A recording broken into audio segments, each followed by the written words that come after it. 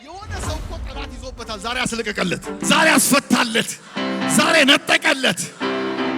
አሁን የሆንከውን ትሆናለህ፣ የተነገረልህን ትሆናለህ፣ የተጻፈልህን ትሆናለህ። እስቲ በሮች ተከፈቱ በለኛ። ደስ ይላል፣ እንዴት ደስ ይላል።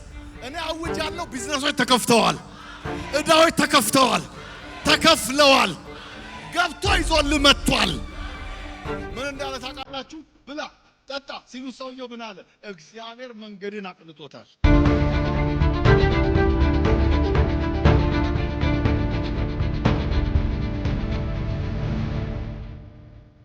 ሰላም እንዴት አላችሁ ቅዱሳን? ነብይ አበበ ኃይለ ማርያም ከአዲስ አበባ ኢትዮጵያ ከኦሪዮን ዓለም አቀፍ የወንጌል አገልግሎት ቤተክርስቲያን እግዚአብሔር ረድቶን ቤተክርስቲያናችን ለ12 ዓመት 9 ቦታ ስንከራተት ኖረን እግዚአብሔር ባዘጋጀው በራሳችን ቦታ በ3000 ካሬ ላይ ይሄን የምታዩትን አዳራሽ ደግሞ እንደገና 400 ካሬ ላይ ሰርተን በማምለክ ላይ እንገኛለን። እግዚአብሔር በጣም ሪቫይቫልና ጸጋውን ሰጥቶናል።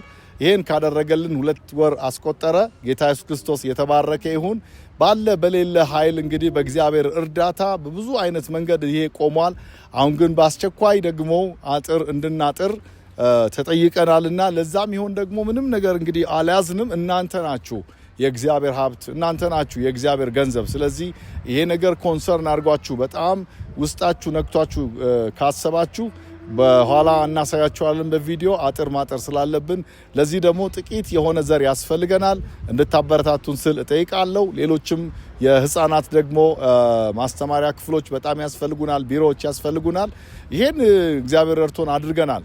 ነገር ግን አሁን ወደ እናንተ መምጣት ግድ ስለሆነብን ነው። እግዚአብሔር አምላክ ልባችሁ እንዲነካ ጸልያለሁ።